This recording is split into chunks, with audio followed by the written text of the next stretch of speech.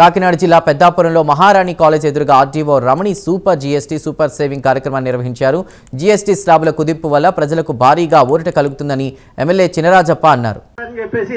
అవే అలా స్టాక్ పెట్టుకుని మనకు అమ్మే పరిస్థితి ఉంటుంది. కాబట్టి మన నుంచే దేశం డెవలప్ అవ్వాలంటే మన నుంచే స్టార్ట్ అవ్వాలని చెప్పేసి అందరూ అనుకుని ఖచ్చితంగా ఈ మోడీ గారికి అలాగే చంద్రబాబు నాయుడు గారు మన కూటమి ప్రభుత్వానికి మీరందరూ ఎన్నిదండుగా ఉంటారని ఈ అవకాశం ఇచ్చిన మీ అందరికీ కూడా మరొకసారి ధన్యవాదాలు తెలుపుకుంటూ సెలవు తీసుకున్నాను. నమస్తే. భాగంగా మనం గత 3 వారాల నుంచి ఈ కార్యక్రమాన్ని జరుపుకోవడం జరుగుతుంది. అంటే ఇంటర్నేషనల్ డెవలప్మెంట్స్ లో భాగంగా మేక్ ఇన్ ఇండియాను ప్రమోట్ చేస్తూ మన గౌరవ ప్రధానమంత్రి గారు మోడీ గారు తీసుకున్న డెసిషన్ ప్రకారం జీఎస్టీని సరళీకరణ చేయడం జరిగింది. 2 స్లాబ్స్ 5%, 18%. అంటే చాలా గూడ్స్ ఇది వరకు 18% లో ఉండేది, ఇప్పుడు 0% టాక్సేషన్ తోటి 5% టాక్సేషన్ తోటి రావడం వల్ల చాలా వరకు 18% మినిమమ్ రిడక్షన్ ప్రైస్ రెడ్యూస్ జరగడం జరిగింది.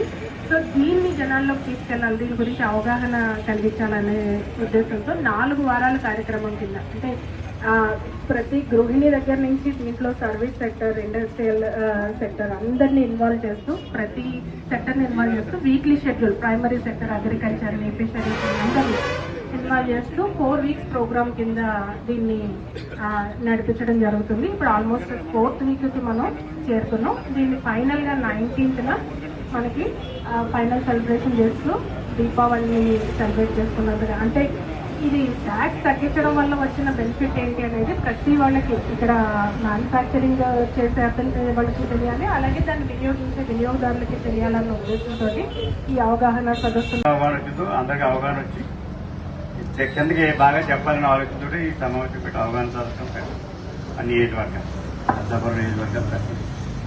మరి చంద్రబాబు నాయుడు గారి మన పవన్ గారు మన ముందు భారతదేశం నుంచి చూస్తే ప్రధానమంత్రి గారు మోడీ గారు కానీ చంద్రబాబు నాయుడు గారు ఇద్దరు కూడా ఇలా భారతదేశంలో మరి పేద ప్రజలందరూ ఆదుకోవాలని ఆలోచించి ఆయన ఉన్నాడు, చంద్రబాబు నాయుడు గారు ఉన్నారు.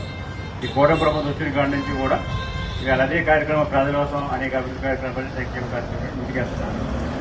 అంచేత చాలా ఈ జీఎస్టీని సవరిస్తే చాలా మంది ప్రజలకు ఉపయోగపడుతున్న ఆలోచనతోటి మా సామాన్యులకి మధ్యతరగతి వారికి కూడా బాగా ఉపయోగపడేలాగా జీఎస్టీని సవరించడం జరిగింది. తగ్గించిన రేట్లు ఉన్నాయి. మన అవన్నీ కూడా చాలా తెలియదు అందరికీ కూడా. ఎందుకంటే మార్కెట్లో కొంతమంది తెలియకపోతే తెలుగు షాపుల్లో కూడా మనకి క్లియర్గా ఏ దాని మీద ఎంత ఎక్కువైందో 5% తగ్గింది, కొన్నాటి మీద 8%. ఈ రెండు కూడా క్లియర్గా ఉన్నాయి. ఆయన కూడా ఆహ్వానం చేసుకోవాలని చెప్పి అందుకే ప్యాంప్లెట్ కూడా ఇస్తున్నాం. ఆ ప్యాంప్లెట్ ఇస్తే ఆ ప్యాంప్లెట్లు మీకు తెలుస్తుంది చాలా క్లియర్గా ఏ వస్తువులు అన్నది క్లియర్గా ఉన్నాయి. లేదా అందరూ కూడా చూడాలి. అలాగే ఇలా సామాన్యులందరూ కూడా మరి సామాన్యుల ఎఫెక్ట్ కనుక సామాన్యులు పెరగాలంటే పిల్లలందరూ కూడా బాగా చదివించుకొని ముందుకు వెళ్ళవలసిన బాధ్యత తల్లిదండ్రుల మీద ఉంది. పిల్లల్ని బాగా చదివించండి. ఇంకా ఇవాళ ఉద్యోగాలు కల్పించడం కోసం చంద్రబాబు నాయుడు గారు, లోకేష్ గారు కానీ అనేక ఇండస్ట్రీస్ ఇవాళ ఐటీ కంపెనీస్ తీసుకురావడం జరుగుతుంది. అందులో భాగంగా విశాఖపట్నంలో గ్లోబల్ సంస్థలు తీసుకురావడం చాలా గొప్ప. ఇవాళ అలాంటి సంస్థలు తీసుకొచ్చి మనకు అందించారు. అంటే అనేక ఐటీ కంపెనీలు విశాఖపట్నం రావడమే కాకుండా ఇవాళ గ్లోబల్ సంస్థలు వస్తున్నాయి. చాలా గొప్ప. ఇవాళ అది మనందరికీ ఉపయోగపడుతుందని చెప్పి మన రాష్ట్రం బాగా ముందుకెళ్తుందని మన రాష్ట్రంలో కూడా ఒక్క విశాఖపట్నంలోనే కాదు అన్ని జిల్లాల అభివృద్ధి కోసం ప్లాన్ జరుగుతుంది. రాయలసీమలో కొన్ని ఇండస్ట్రీస్, ఆంధ్రలో కొన్ని ఇండస్ట్రీస్, ఉత్తరాంధ్రలో కొన్ని ఇండస్ట్రీస్ ప్లాన్ చేసి ఇలా అన్ని జిల్లాల్లో కూడా అభివృద్ధి చెంది అందరికీ ఎంప్లాయ్మెంట్, ఉద్యోగాలు కల్పించాలనేది ప్రభుత్వం లక్ష్యం అని చెప్పి మీకు అందరికీ తెలియజేస్తుంది. ఏదేమైనా ఈ రోజు మీరు అందరూ కూడా ఇంత ఎండైనా కొండదాకా వర్షం కూర్చుంది, ఇప్పుడు ఎండ వచ్చింది. ఇంత ఎండైనా సరే ఈ రోజు ఇక్కడికి వచ్చింది, ఇందులో వచ్చినందుకు మీ అందరికీ కూడా అభినందన తెలియజేసుకోండి.